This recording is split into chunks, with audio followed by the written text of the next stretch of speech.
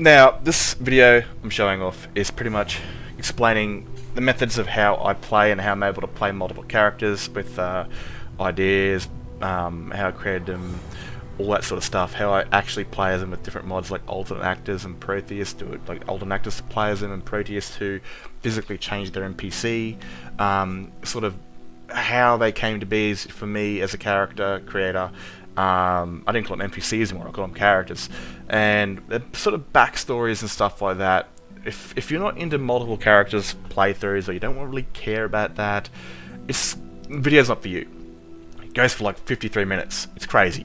So it's a lot of trying to explaining and also showcasing how I do this with alternate actors, and then talking about how they came to be, sort of thing. That's how it is for me, because I don't know. It's a bit of a long video. If you really are interested in learning how to create your own multiple character playthrough, this is for you. If not, probably not for you. Just to let you know, because I was asked with a comment, and you'll see that in the video if you're watching it, by someone that's very interested in the multiple character playthrough sort of thing. So yeah, be advised, it's a bit of a long video. If it's not for you, don't waste your time. So I got a message today, and this is the kind of message I've been waiting for, you know, because most of you will probably know me for the stories that I do, where I use 11th Labs AIs to tell a character story, because it's so much more interesting when they're telling you and not me. And trust me, I like it that way, because I don't want to put on some weird voice. So I've been asked to kind of explain the process, because someone's been interested in doing something like this, playing Skyrim through many different sets of eyes. And, well, I'm going to try my very best. It's a long process. This video could go for around about an hour, probably. I don't know.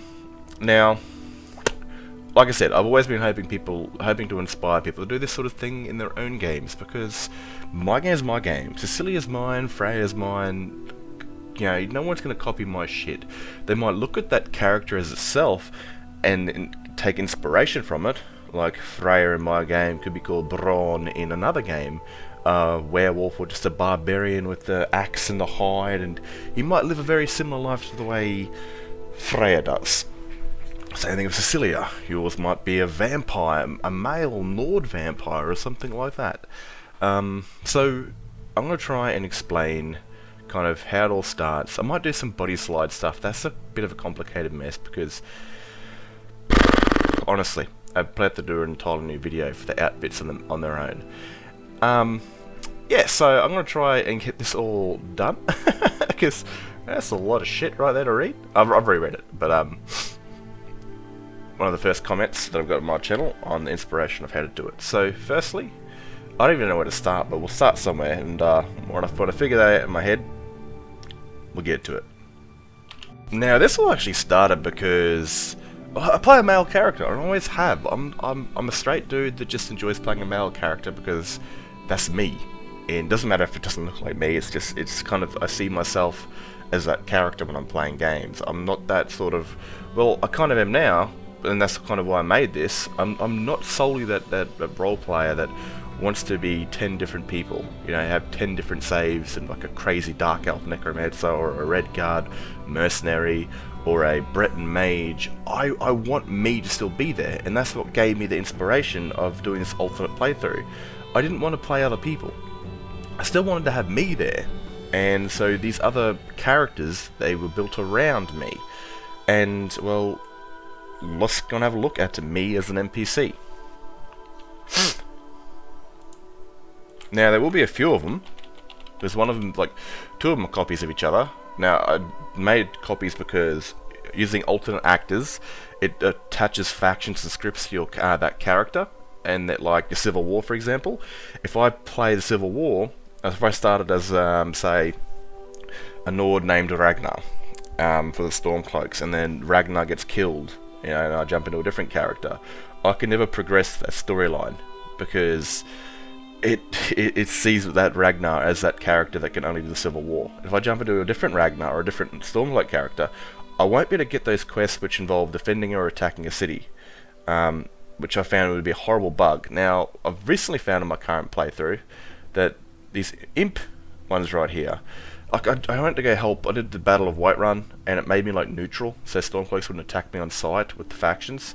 So I had to make a copy of myself, and I'd store my original one like in the back of. I'll get to that later.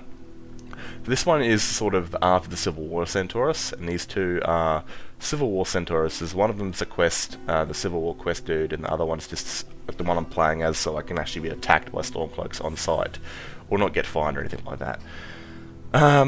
So yeah, it all started with these dudes. My male character.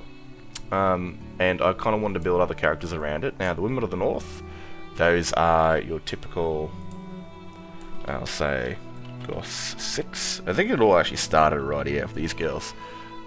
These right here are like original. They're called Loftborns, and this is like the very first NPCs I started way back in like 2013 or 12 or something like that. Just the idea of crafting these, you know, barbarian women and giving them unique bodies and random outfits and stuff like this, as you will see. So, oh no, she hasn't got random ones, she's got a preset. But as you can see, it all started, oh my god, it all started here. And then eventually it worked into making other characters, like I think like Cecilia and Freya were just followers, before I eventually started to make them what they are today, alternate characters. But this is kind of where I created them. I didn't create them in race menu. I created them here in the creation kit, and then I used other mods to steal their face to then make a preset out of them. But this is kind of where it starts for a unique character. I think about, you know, because I created her just as a follower, just as a vampire living her way in Tamriel, or Skyrim. And same thing with Freya. I mean, I've got pictures of Freya, I think. I've got to see if I can find those fuckers. Give me 1 second. I found these on my tablet like a few days ago, and this is how she originally started. Some very thick, uncomfortable looking Nord. And the idea really started from the armor, because I saw the armor in the body slide, and I was like, holy crap, that looks pretty cool. Looks a lot better than the original one. Looks more barbarian, looks a bit more comfy. And it's kind of where it started right there. So this is the first design of Freya. She used an orc paint job and a Redguard paint job, and that Redguard paint job has always remained as kind of her tattoo under all of her war paints. So I really kind of expressed her, and I don't think she started off as a werewolf. I think it was until Cecilia, until I kind of like thought about Cecilia, and I thought, what about if I put these two in a story? And so I did, and then I kind of gave the idea, and she had these yellow eyes. I'm not too sure if she's got them there. It's kind of hard to see, but yeah, I kind of made her a werewolf because Cecilia was a vampire. I thought it'd be an interesting prospect to have her raised by an immortal, and her being the very opposite of what Freya is, both Nightkin. And so a story was kind of created. I wanted Freya to be a lesbian, because I wanted her to be wild and like the company of women, a bit like a dominant woman that likes to, you know, lead other women and stuff like that. And so she joins the Women of the North, which you've seen them in the last story. They're rather lewdish, but she kind of didn't like the noise of the place, and she kind of goes back out on her own, and eventually sees Cecilia again and becomes a mercenary just like her. But that was kind of where Freya's story started, and well, it's just sitting down thinking about the background. You know, it's very much like you're in race menu and you're creating a face, and when you're creating that face, you're thinking of your character's background. The same thing I did for Freya when I was creating her face in the creation kit. I just thought about where'd she get the armor, or where'd she get the axe, and an entire story was driven that she retrieved all this gear beforehand.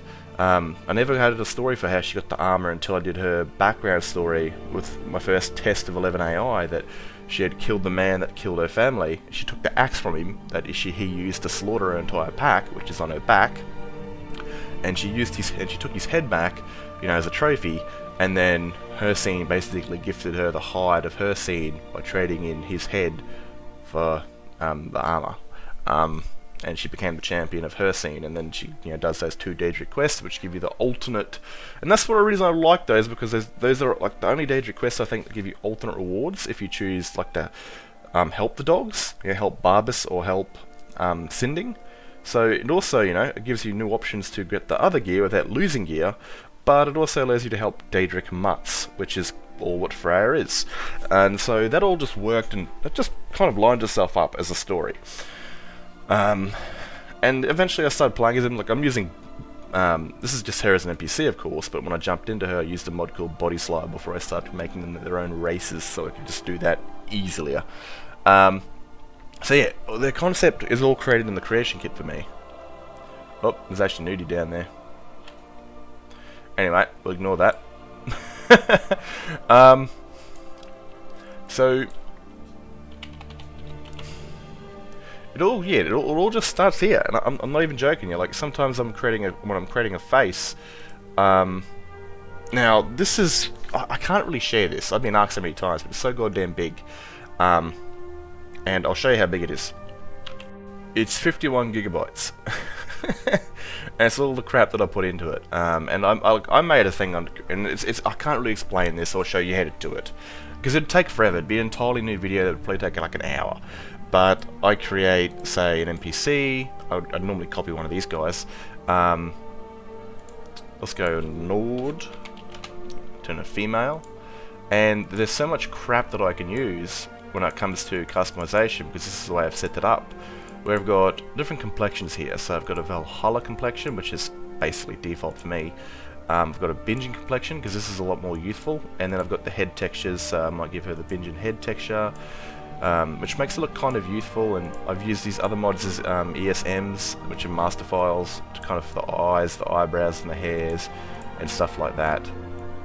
And I've done a shit ton of crazy stuff to kind of make it all just 10 times easier. Where's that? There it is.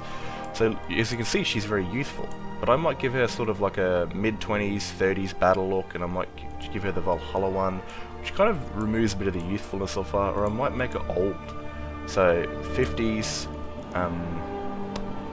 and I got the body to kind of match it, so because I blended normal maps together, so I've got I mixed an Elder and a Bingen's texture together, so there's wrinkles on the Bingen texture, so I could make her old. I could all sorts of different shit. I could give her ginger hair and blue eyes. Even gingers don't really have blue eyes, because I'm one of them, man.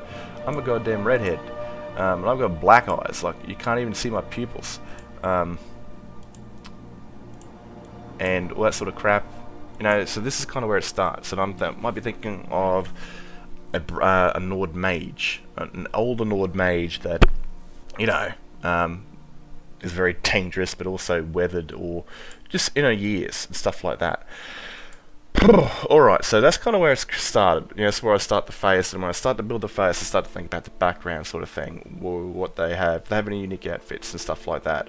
Now, of course, I'm not going to go into the body slide thing, because that is an absolute nightmare to deal with. We're just here to kind of how I built these characters, kind of where their inspiration come from, how I plot their stories, and that sort of stuff. And how do I jump into them, and how do I customize them, sort of thing that I was asked. Now, the whole building their stories sort of thing, that will be kind of up to you slightly. You know, if you've played Skyrim for a long time, you're going to know what the stories are like, and that's what helps me, because I've been playing this game since it came out. I was a goddamn teenager when it came out. I'll be cracking my 30s next year.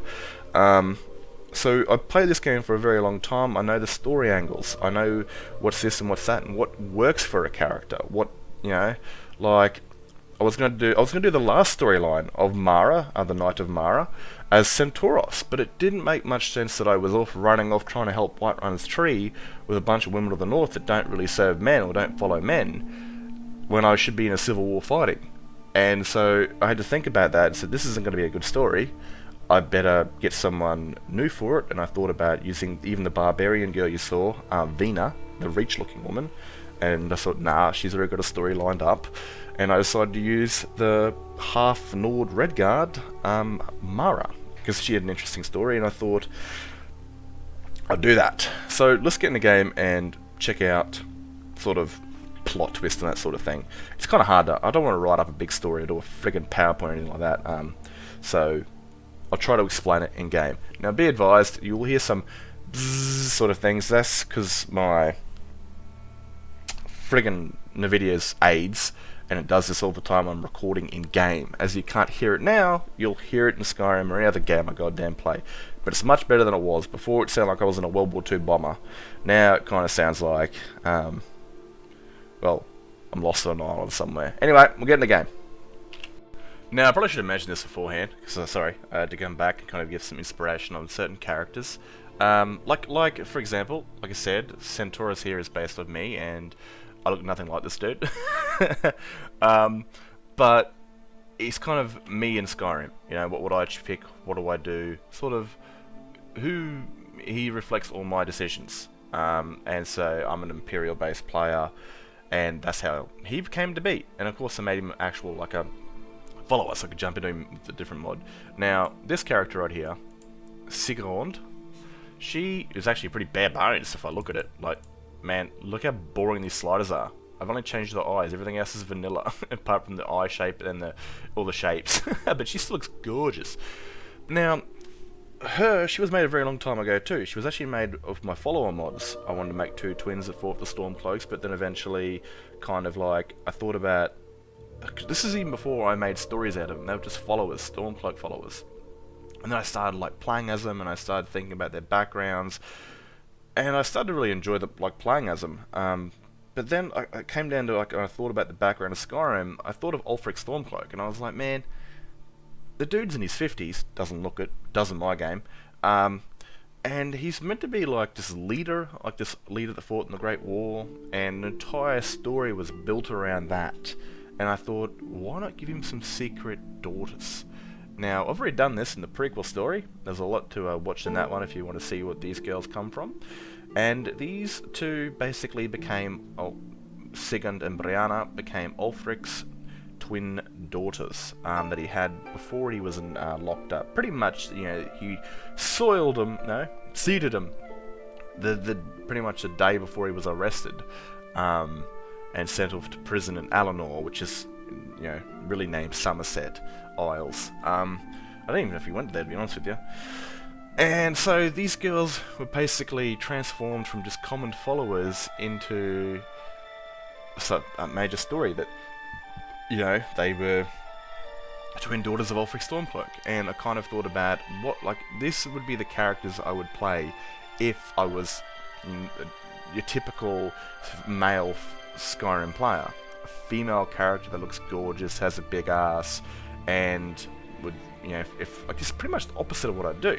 It's the what if. What if I played a female character? What if I was a Stormcloak? You know, and I'm the exact opposite of those. I'm an Imperial, and I play a male character.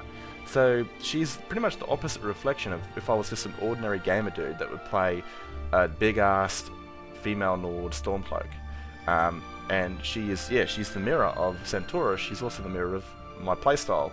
She is still a warrior, but it's kind of the what if I was this, and she would be my Stormcloak character. And that's kind of what she's up to be, like an alternate universe, like a multiverse. What if the Stormcloaks won?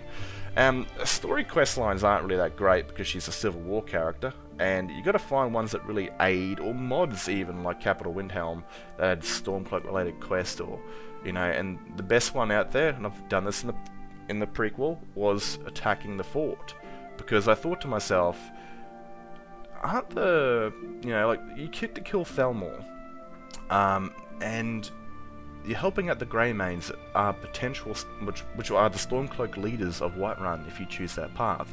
So it would really work in a story of setting up a what if the Stormcloaks won story, because this is how they gain allyship towards the Stormcloaks. They're supporters of them. They openly go, yep, these guys are better than the Imperials, but they're not allies yet, until, of course, Sigurd and her grandmother and her sister help them out by saving their son, and then they become cemented allies, and if the Stormcloaks were to win, they would take control of Whiterun for the Stormcloaks, solely based on Sigurd and Tova's and Brianna's quest to save their son. The only reason they runs Whiterun for the Stormcloaks is because they owe the Stormcloaks a big favour for saving their son. And I'm not too sure, I'm not too sure there's many other quests out there that really go into killing Thelmor, or even Imperials, or freeing Talos worshippers and stuff like that. In Skyrim, at least. And so that was probably that big quest where I got to talk about who they were, and how they came to be, and what they're all about. So, I could definitely see things like Beyond Skyrim, because I think there's a quest in that where you gotta go find a dude that left Bruma. He was a Bruma-born Nord, but he went to go fight with the Stormcloaks, and you find him dead in some cave.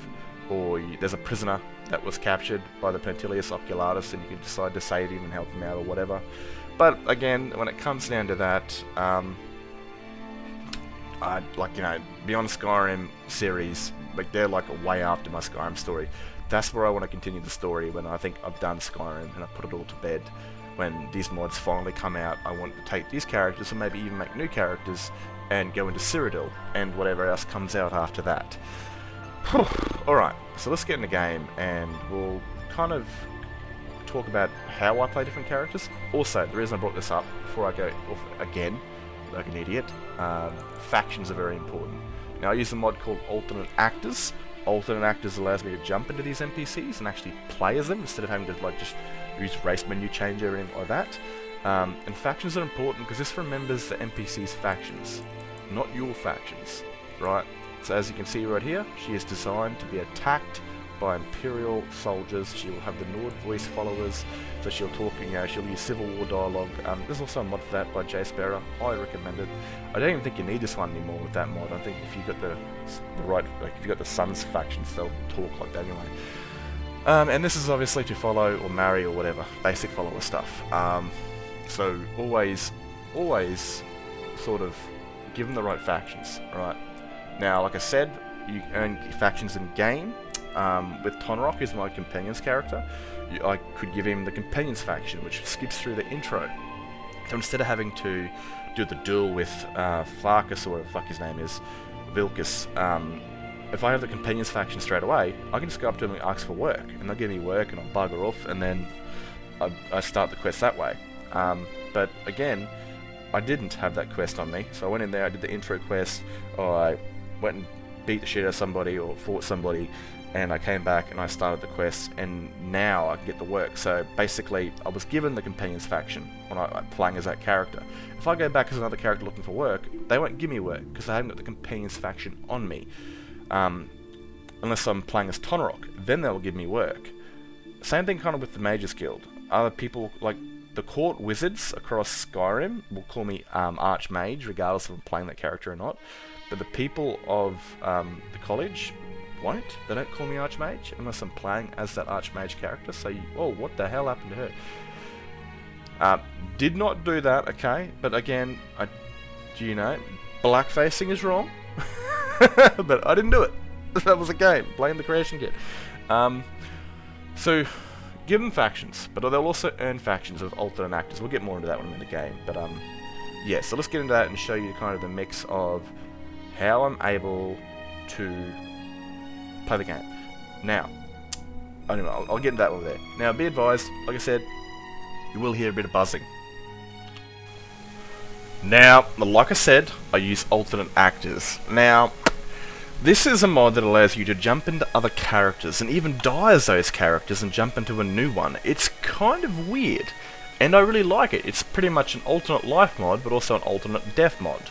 So I could die here as Centaurus and see his body below me and be a ghost, and then go and jump into somebody else and play as them.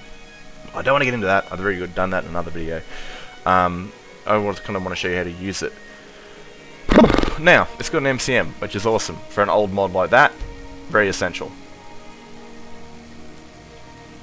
Now, in here, there's a few things you definitely want to change. I would never bother trying to mess around with, what is it? Debug mode, travel with creature. Don't mess around with that shit. Creatures probably aren't meant to be played, man. Play as people. Now, I have this, right, set the debug mode right here. Very essential, because if you don't, it like loads up some screen that goes black, and there's a little ice bit, there's a little like magical ice speary symbol. This allows you to do it in the console commands, so you can see everything that's happening. Really essential. Now, I've got Dragonborn Follower and Revert to Death and Can Be Ghost sort of thing on, because if I die as a character that isn't really essential, just some random person I jumped into, their body lays there, and their ghosts, I can be their ghost and jump into somebody else. Now, the Dragonborn Follower, normally you'll spawn, the Dragonborn Follower will be there, and they'll have like a Nord accent. Like, you can pretty much just leave them where they are. Now, I use other mods like my home is your home, and I just tell them to wait there, and they're there forever. I don't really know where I leave them, to be honest. I don't no idea where the player character is, because I jumped out of the player character as soon as I started doing these quests. No idea where they are. Couldn't tell you. Every single character that I play as is an NPC, is from alternate actors. So Centaurus here is obviously the playable character at the moment, but every character that I play as in the stories you watch, they are the NPC that I've taken control of. I don't use the actual player character at all. So we're going to get someone in. Now, like I said, I use a mod called My Home Is Your Home. I actually made it. It's on the next. I didn't make it. I edited it. Okay, I didn't make the actual mod. I just turned like 8 of them into one. Because I got a lot of followers, man. I got a lot. So as you can see right here. Now, let's go to. We'll just get. Actually, no. We'll get Sigund. I don't know if she'll attack me on the spot. Hopefully not. Because I think she's got a relationship to the player character, not to my character, so she shouldn't try and neck me straight away. Sigund Bearclaw. Now this right here is an awesome mod. I forgot to mention, you know, it keeps track of everyone, followers, and alternate characters, and I can put them into different things, like A's for Imperials, B's for Stormcloaks, I don't know for C, D's for like miscellaneous characters and other playable characters, one's for the Women of the North, and these kind of 3 are empty at the moment. So it allows me to track them, give them AI if I want, or just, you know, teleport them to me, which is a very essential mod for me to kind of manage everybody. So I'm going to teleport her to me. By the 9, I hate the waiting. The goddamned waiting. Ah, piss off. Come here. Yeah? So she's got a relation to me, so she's not going to try and kill me, even though we are polar opposite factions. That's just the way that I think I built them by mistake, but that's alright. I don't want to try to kill me. So, I'm going to jump into her. Now, there will be some slight editing here, because when I do jump into her, it will bring Centaurus back as an NPC. But he'd be naked first, before it strips the items from my inventory into his inventory. So, obviously, YouTube cracks the shits when it comes to nudity, so there'll be some slight editing, but you'll see. So, I'm a male, I'm an Imperial male. If I try to jump into her, it will open up the console command and you'll see sex change being put into place. Player.sexchange. Which if you mess it up, then the console goes weird, doesn't know how to fix itself. So, all I have to do is myself. Alright? Race.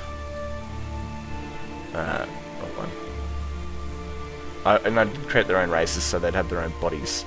So I don't have to keep body changing all the time. So here we go. This is her race, and now I use Proteus to apply sort of presets to NPCs. We'll get into that. First, I'm going to show you how I use alternate actors. So Control. Now I should probably dismiss it before I do this. What can I do? Command dismiss. Let me know if you need. There's some editing right here.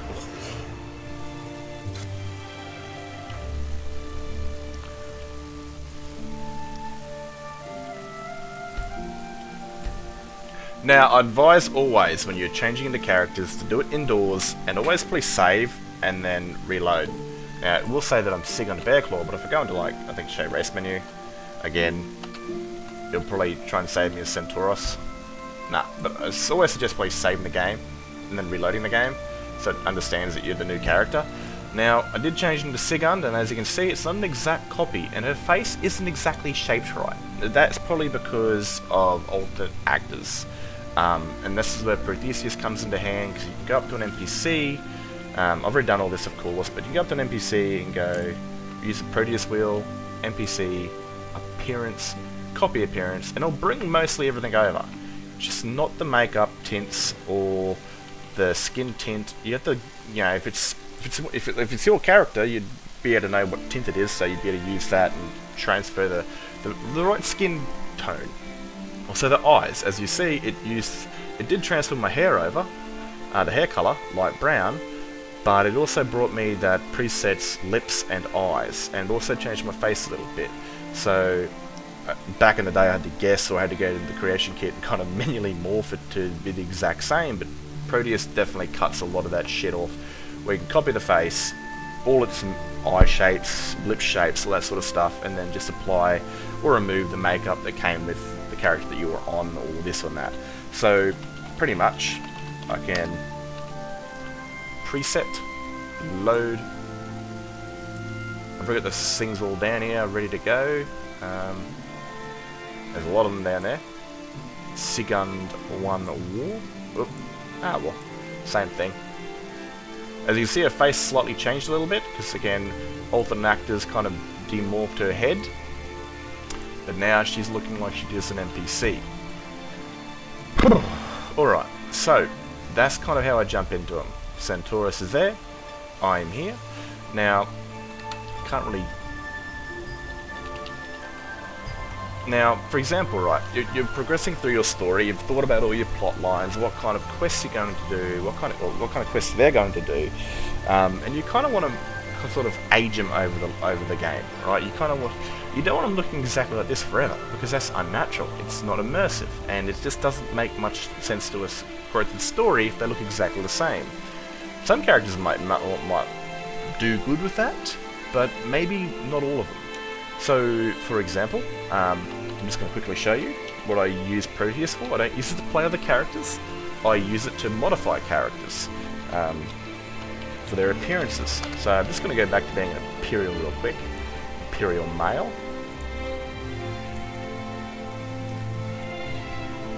Preset. Load. Centaurus. So this is Centaurus right here.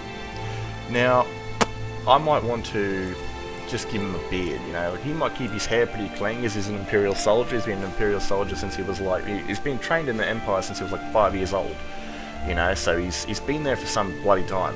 And so he might keep his hair really clean, but while out in the field, out, you know, in battles, he might not have the chance to keep his face all that clean. And I guess this is a bit more of a messy beard. Oh my god, look at that. Where this one looks a bit more groomed as a beard. So I might give him something a bit more... a bit more messy looking. Doesn't make me look like a French porn star. I'll use this one for 3 anyway. So, you know, it's got a bit out of hand. It's been a couple months before he's had a shave, but he's always had a haircut somehow. I don't understand that. Maybe he just likes to let his beard grow out here and there. You know, keep his hair nice and clean, but likes to let his beard grow out. So I've copied his original preset, you know, and I've edited a little bit, and I'm going to use Proteus right here. I have the wheel selected, hit NPC, appearance, preset, save.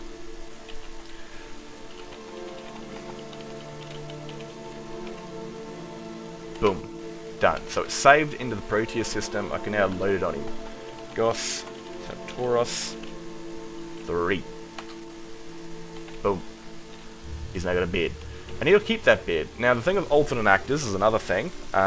It'll always remember what you look like. So pretty much you're glued to that character's appearance until you revert out of them and change back into them with a new look. So if I jump into Centaurus there, it'll load me with that beard.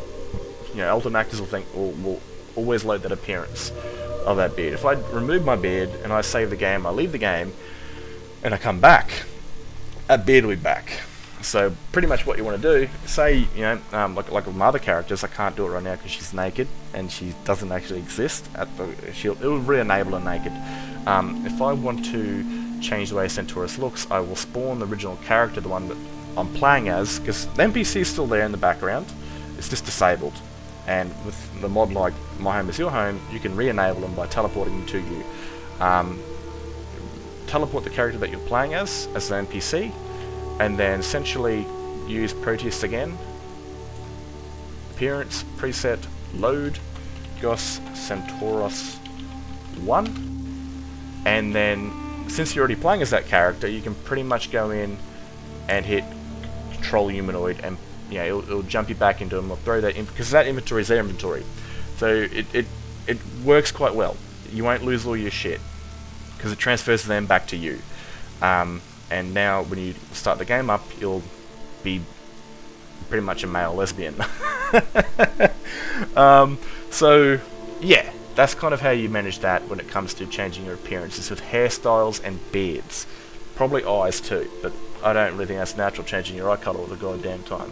For the vampire characters it is, but yeah, so that's kind of how I work with alternate actors and Proteus. I use alternate actors to play as NPC. I use Proteus if I'm first playing as them. If I haven't got their preset, I'll use it to steal their face.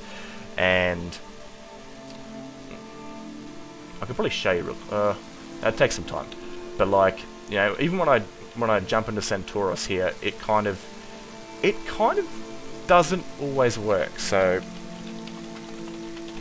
again, I have to do some editing because there'll be some nakedness, probably. Oh, what a bitch.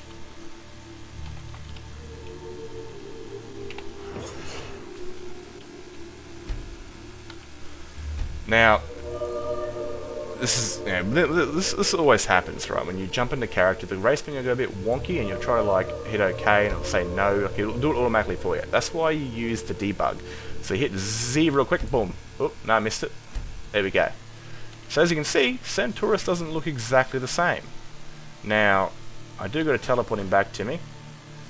That'd be actually easier if he's still a follower. Don't look down, don't look down. Don't move, you son of a bitch. So, what is it? Don't you dare put me down. Do I have any clothes on? Hell yeah, baby. Alright. Let's go. So as you can see, it, you know, alternate actors didn't give me the exact face I wanted. It just, it demorphed a little bit. So like, I'll use something like, I think his skin tone is preset 5, so I better do that real quick. Show race menu.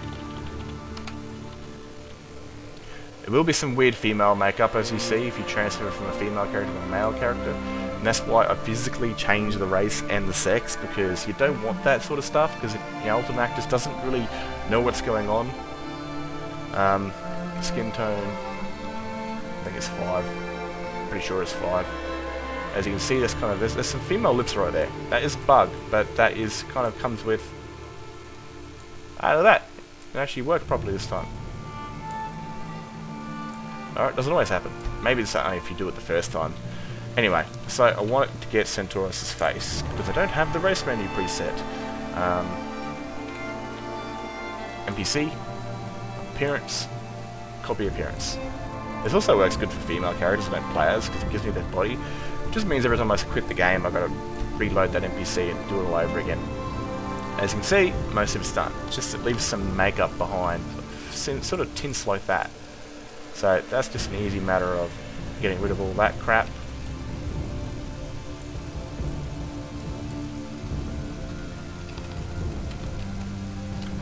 And Bob is your uncle. I don't know if that's an Australian thing or a worldly conversation, but boom, all done. So now I can basically open up race menu, save the preset, and then I can pretty much save the preset again under Proteus, I don't even know, whatever. And then save it as Centauros, or save it as your character. That's kind of how I manage the appearance side of things and how I play out the character sort of things. I really hope that explains the nightmare of alternate actors. I do not play the original player character. I'm always playing those characters. Now, like I said, there's so many things to be careful of, especially the Civil War. The Battle of Whiterun might, if you pick factions that make your character an enemy of the other Civil War faction, the Battle of Whiterun might, or the message to Whiterun might make your character neutral to the enemy faction. But again, make a second version of that character and store that character somewhere safe. You're going to need that character, because my last playthrough died in the arse because I deleted that character and I could never do the Battle of Windhelm because that character was gone, so the game didn't see me as part of the Civil War, so it could never progress. Always keep that character as safe as your money in your wallet, or your cards and your identification. So hopefully that sorts a mess out of how I play those characters and how I customize those characters. Now when it comes to creating stories, it's really, like I said, it's a matter of how long you've played Skyrim for, what quest you've done, this and that. Especially DLC quests come into play. There's a quest that I want to do for Centauros with Worm's Tooth, where he's captured MHIYH8in, and he's then looking to kind of up his station there, trying to put a foothold for the Empire, a foothold for himself, to kind of, because he's a glorious Imperial, wanting to up himself in the echelons of the Empire and stuff like that, and doing that just battle and earning friends in high places and stuff like that. And he sees an old man that needs some help. He's like, oh, I can clear this place out. Gives me some goodwill with the locals, and he ends up going through a portal and being stuck there for like a month, and then he comes back, and there's big giant ass flying lizards flying around within like the space of a few days. So DLC things can come into play. It all depends on the character that you're creating. You know, like I said, Centauros is an ambitious Imperial. Yeah, his mother was a whore. His sister was taken away from him when, you know, because she died. You know, his mother died during childbirth. His sister was brought and adopted by wealthy Imperials, and he was sent off to the Legion. And he's still, at this time, you know, waiting for news and this and that, and it's going to slow down with the war going on. But he's still looking for his sister, but he's also rising to the ranks of the Empire. And he's ambitious, but he's pro-Imperial. Like, he's like, you know, at this current time in the story, he is all about the Empire. It's like Empire this, Empire that, do what I need to do for the Empire, nothing is more important than the Empire, blah blah blah. You're pretty much your Roman your Roman prefect. And that's where he goes with that. And so he will do things that will aid his station in the town he's in. You know, so he's now the Housecarl of Whiterun. No, not Housecarl. Thane of Whiterun. You know, through the Battle of Whiterun, you know, rallying all the Imperial troops and Whiterun Guard together to defend the wall, earned him a very good name in Whiterun. I was able to buy a home for cheaper, and he's now, like I said, a Thane. And when he goes to Riften, he'll try and do the exact same thing, which will throw him into Worm's Tooth. So you're gonna sit down, even like, man, I'll be driving my car. It sounds very like desperate. I'll be driving my car to work or to the gym, and I'll think about the story aspects of my characters, where I could go with them, what I could do with them, who they are. It's pretty much who they are. What do you think they'd do? Like, even I was going to do the Wolf Queen as Centauros, because he's my character. He's the Skyrim main character for me for like 9 years. And I thought, it would be beneficial, because it does make a bit of sense. I'm there to aid the Empire, and I'm like, oh yep, I'm there to, you know, to talk to the steward, try and rise my station. And then I hear about this, and I might help him out with the Legion, because this is helping, yeah, the court of Solitudes. This is kind of based off a Legion sort of storyline. And I can go and do this with legionaries and, you know, help them out and earn a Thaneship in Solitude. I'm not even too sure if I'm going to be able to do that. Maybe I might just help her out with the Talos amulet, even though I'm an Imperial soldier. But again, I'd rise my station that way. Anyway, I was going to do that, and then I thought, Cecilia's probably the right person for this. I mean, it's a dark sort of thing. She's all about hunting down evil things and bad people. And this is kind of down her alleyway. Sure, it's not really Daedric Prince related, but it is someone that is a very horrible person. You know, someone that did some absolutely horrible shit long before even Cecilia's time. But, you know, when it comes to hunting things, supernatural things, she's a pro at it, because she's also supernatural. You know, if it comes to fighting the undead or vampires, she'll jump in there because she knows how to hunt those things, because she is those things.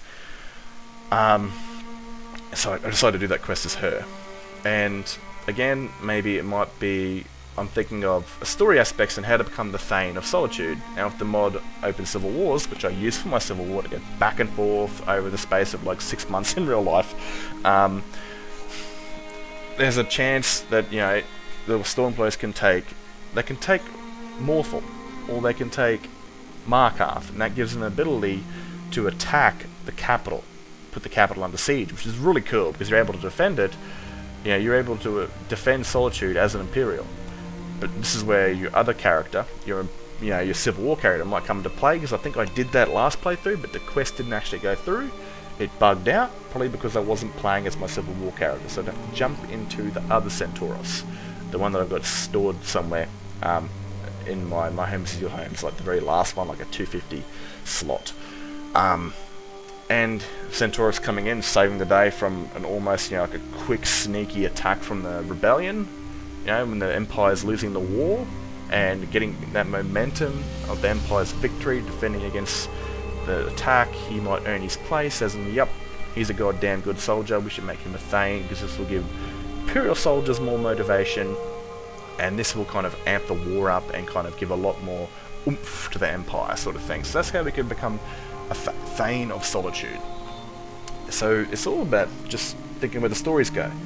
You know, I've got this unique ability, and other people in the world got this too, no doubt, where I can kind of see into people's... I'm not a fucking mind reader, but I can kind of get a feel for somebody. You know, walk in their shoes pretty much, and see where they're coming from. Not all the time, but I can also do this with characters. I can kind of see where that character... I can, you know, the whole point of role-playing is you're jumping into a different character, and I can kind of see through their eyes what they want to do. Sure, Centaurus is me, but he's also his own character in Skyrim. He's a very ambitious, youngish... I forgot what age I'm 80, 27, 28, something like that. He's an ambitious Imperial who wants to succeed, who wants something out of his life because he was born, raised for 5 years in a brothel, and then trained in the mucks of the mud with the other Imperial children that were there, that were either orphaned or their parents were soldiers or shit like that. And you imagine us in his 30s, in his 40s, in his 50s, he's living somewhere really nice after all the shit's hit the fan. You know, raising children or just being wealthy and powerful. That's just the mindset of him right now. That might change the further on we go through the main quests and the further we go to the Civil War, because war does change people. Even if they want to be there, it still changes them to a certain regard. You know, because everyone that's never been to war doesn't understand that. Yeah, I've never been to war. People that have been to war will understand they went into it and they come out of it, their mindsets are two very different places.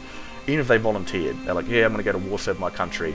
They come back and they're a bit more like, that wasn't exactly how I planned it to go. And this will happen to Centaurus. Now, all different sorts of characters. I could sit here yapping for like 2 hours about this sort of crap.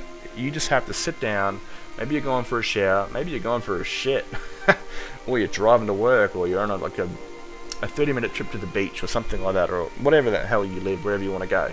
And just sit in the car and think about a character you want to create. So a barbarian, werewolf, mine is Freya, yours might be a Nord called Braun, or Ragnar, or something like that, or even a Breton. Might be a male one. You want to think about how, and you could even use my backstories of how they kind of happened, that their family was killed, they tracked down the hunter that killed him, took his weapon, took his head, and then got traded the hide of her scene, and you can use that sort of stuff, but you kind of want to have, like, my unique thing about my barbarian is that she left Sicilia the vampire, and she was also raised by a vampire, saved by a vampire, raised by a vampire, and trained by a vampire. She left her and went and joined the Women of the North. We've seen those women walking around in black armour, very revealing armour, and she didn't like the noise because she grew up kind of on her own with Sicilia and in a tribe in nature, and it was too noisy for her, so she left and went and did her own thing again. And you can take those inspirations from what you've seen with these characters. Or like Tonrock, a mercenary that fought for the Forebears or the Crowns in Hammerfell, got sick of being treated like used meat, and went to Skyrim to kind of do his own thing, and eventually, guilt of what he'd done previously in his work, and feeling like he was less than honourable, and eventually found the companions and went on an honourable path to make himself still do his job, but where he could actually sleep at night and not feel tremendous guilt and feel like he's doing something positive with his life. Same thing kind of with Minerva. When I first started her, she was a nomad Nord that travelled High Rock. She went from the Somersets, she went north to High Rock, then to Hammerfell, and she swung around to Skyrim, and her plan was to go to Morrowind. But of course, her plans changed, because she ended up joining the Mages Guild. She went there to study there for a few months while the winter passed through. Braith is a big meanie. She keeps telling Lars and me what to do. I don't want to play with her anymore. Then don't play with her, you fucking idiot. You're going to sit there and talk to me all this time. Papa. Go to bed. Yes? But it's not even dark yet. It is dark. Yes, Pa. Alright, it is definitely dark. Go to bed. Oh, I'm dirty all of a sudden. Alright, she's not going to leave me alone. So it's planning a story for them. Like, you got to imagine who they are. Like I said with Minerva, her plan was to travel around Tamriel. That was her plan. course my plan as a storyteller was to change that, to kind of interrupt that, to kind of make her the archmage. But you still got to give them a plan of what, like what are they thinking about in Skyrim? What do they want to do? Of course, that plan might not go to fruition because plans never really do. Her plan was to fucking explore, to study a bit, travel some more, like do 3 months or 4 months in the college, study some more magic, leave there, and continue around Skyrim until she thought she'd done what she had done. Could be a couple of years. Bugger off to Morrowind, explore the Daedric ruins. So you got to think about their ambitions. This is your character, yes, you've created this character, you're playing this character, but you kind of got to give the character a mind of its own. Let's see, goddamn deafening over here. A story of its own. And you got to give them their own story. Yes, you're controlling it, obviously, but like a book, you got to kind of give the character their own life. Then obviously it's going to change, because that's the way life is. So, look, when it comes to creating your own stories, use mine as inspiration if they really help. Use certain aspects of my story. Like Cecilia's pretty much the Batman of Skyrim, but she's a female vampire. Yours could be very similar, but it could be an Imperial, a Nord male vampire. It could even be a Khajiit male vampire, or an ultimate male vampire. Whatever floats your goddamn boat. Use these inspirations for these characters. There are still many more characters to come. Guild characters, for example, got the thieves and the assassins, and my previous one was going to be a wood elf called Tonaril, but I'm deciding to change it to a female Nord, and I haven't even made her yet. When I do, I will get into kind of the creation of her look in the creation kit, and kind of, I've already made the bodies and the bodies. I haven't made the body yet, but I've definitely made the outfits that I'd use for her. And her backstory, like I've even thought of her backstory is going to be, grew up as an orphan, left the orphanage, became a bandit. This sort of stuff, but we'll get into that much later, because again, I do want to get into the sort of creation of that character on its own video, because I've talked for way too long on this already. You just got to sit down, man.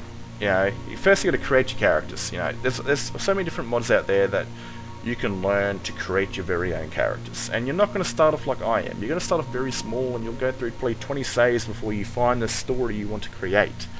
It's not going to be day one. You're going to go through modding conflicts where your game will die. And I 100% recommend using Mod Manager to. Honest to God, using Vortex, it's going to die eventually. If you're using Nexus Mod Manager, it's already dead before you even started. So, again, this all takes time. I've been playing Skyrim for going on 13 years. I've never ever finished a story. I got very close last year, but then, like I told you, I deleted my Civil War character, so I couldn't progress. This one, I'm very confident that I will get this one done, because, I've got all the experience, all the stuff in my head where I want to go with these characters, and I've got the proper game rigged up, set up, and this is a few months old, this save, and it works like a charm. Plus, with the new PC, it's always running at 60 FPS, because I got it for Starfield, which I don't even play that anymore. Not a bad game. I'm not going to diss the game at all. I quite enjoyed it, but I'm not really a sci-fi guy unless it's Star Wars, because I was raised on that shit. But yeah, it's a real challenge. It's honest to God a super challenge to play multiple characters, to build these characters, to think about their stories, get the mods that you need for them to work, to keep the game alive. Like, holy crap, man, it takes a lot of time. And if you're like a parent or something like that, you're not going to have all the time in the world. I'm a single dude, so that works for me perfectly. But this will take you some time. So be advised, it's Skyrim modding, and it's Skyrim modding to like the advanced point, where it's going to be an absolute battle. Anyway, I've talked more than enough about this and all sorts of aspects, how I created them, inspiration, blah blah blah. Hopefully this covers quite a bit on how I create my Skyrim multiple character playthroughs or story driven arcs and stuff like that, because they are arcs. They're played through different people at different times, sometimes with different viewpoints and ambitions. Anyway, I'm going to stop here before I start repeating myself and again, and I hope you guys have enjoyed, and I hope you've learnt something. And sorry for the buzzing, I'll try and put a lot of music in here so it cuts out the bzzz. Anyway, hope you've enjoyed. And if you've got any more questions, certain things you want answered, let me know in the comments, because that's where I can get to your further questions if I haven't covered them here. Anyway, catch you later.